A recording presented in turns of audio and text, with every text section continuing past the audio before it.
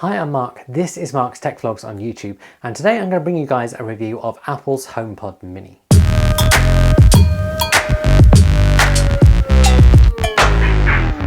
Now, the Apple HomePod Mini is not a new piece of tech, and it's actually been around for a couple of years. It has, however, regularly been updated by Apple, including new colour variants and also a recent software update which enables the temperature and humidity sensors in the device. Now, I recently replaced all of my Alexa speakers around the house with HomePod Minis, and so I thought I'd bring you guys a review of these. I'll also make another video in the future answering the question of whether Siri is ready to run your smart home.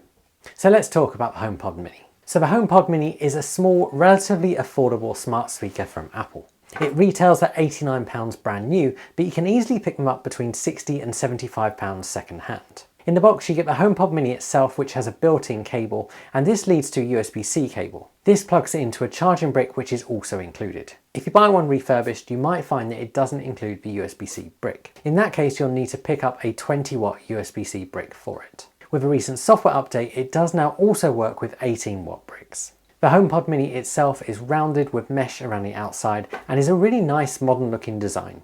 The top of it is flat with a light up animation and volume up and down buttons on it. This top area can also be tapped for a whole variety of features. The HomePod Mini comes in a choice of 5 colours: black, white, orange, yellow and blue.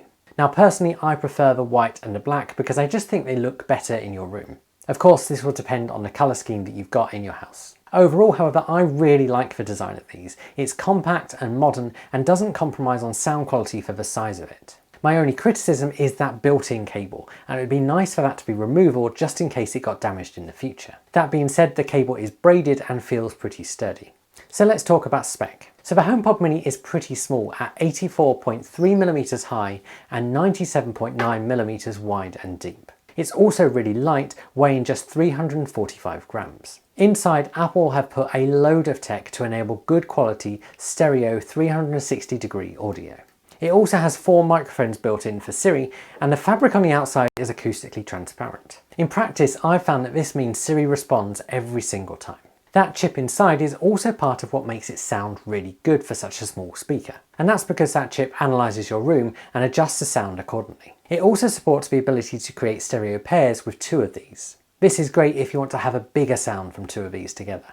That touchscreen on top also has a variety of features. This includes enabling long and short presses, but also single tap, double tap and triple tap for different features. There's also the up and down volume buttons on top as well. Then it also has Bluetooth 5 built in and 802.11n Wi-Fi. Finally, thanks to a software update, it also now has a temperature and humidity sensor. Now, of course, these have always been in the HomePod Minis, but Apple have only just enabled them. You can view the temperature and humidity of the room your HomePod Mini is in via the Apple Home app. And then, as I've talked about already, when it comes to pricing, it retails at £89 new, but there's plenty of second-hand refurb deals out there.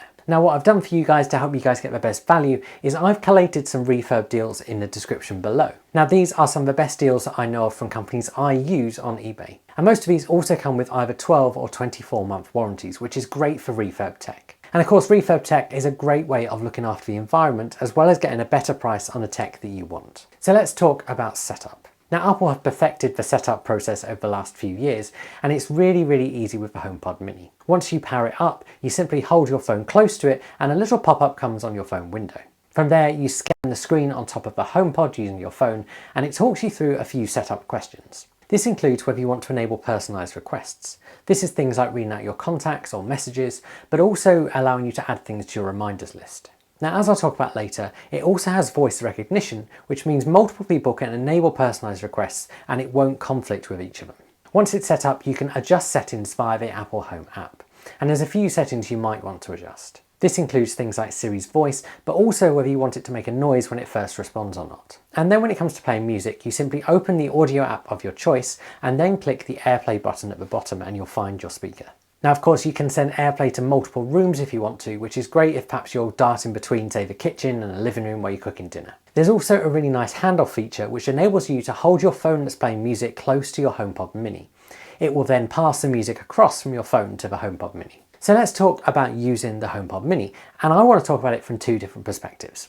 I want to talk about it from an audio quality perspective and a voice assistant perspective. So let's start off by talking about audio quality. Now when it comes to audio quality, for such a tiny speaker, the sound is incredible. It packs in plenty of volume as well as having a good balance of highs and lows and mids. Now if I compare it to my Sonos One speakers that I used to have, it certainly doesn't sound quite as good as them, but it really isn't far off. This is incredible, especially given the price and size of this device. Now I listen to a whole variety of music from kind of country to metal, and everything sounds really good on this, and I'm really happy with the sound quality from the HomePod Mini. The other thing I want to mention briefly is how low the volume goes, because the volume does have quite a nice low volume. This is good if you perhaps got the speaker next to a neighbour's wall and you want to listen to music late at night. All in all, as someone who loves music, I am really happy with the sound from this. So let's talk about the second part of using this and talk about voice control. Now over the last few years, Siri has massively improved, and in part this is thanks to Siri shortcuts. Now you can obviously ask Siri to do all sorts of things, and I'm not going to go into everything in this video,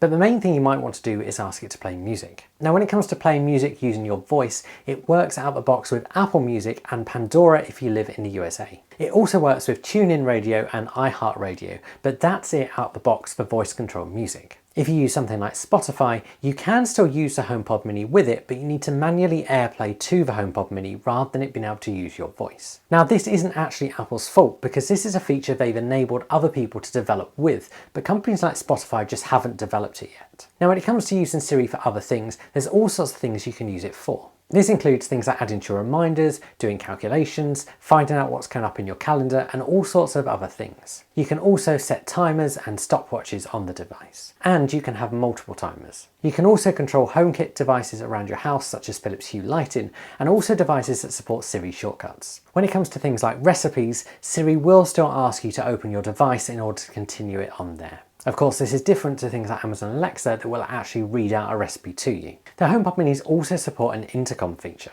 This is where you can announce something in one or multiple rooms around your house with a HomePod Mini. This is a nice feature to have, but not something I've really used much. The other feature that I really like is the voice recognition feature. This basically means that over time, Siri learns the voices of the different people in your household. This is great for separating out your personalised requests and making sure Siri only reads your messages to you, but also for things like when you come to play music. This means if you live in a household with someone who likes a different type of music to you, Siri will know your different voices, and if you ask Siri to play music, Siri won't play the music that you don't normally listen to. And then of course, and one of the biggest selling points for Apple smart speakers over others is you get Apple's commitment to privacy. This means information is not revealed to Apple as part of using this device. So all in all, is the HomePod Mini worth it, and should you pick one up?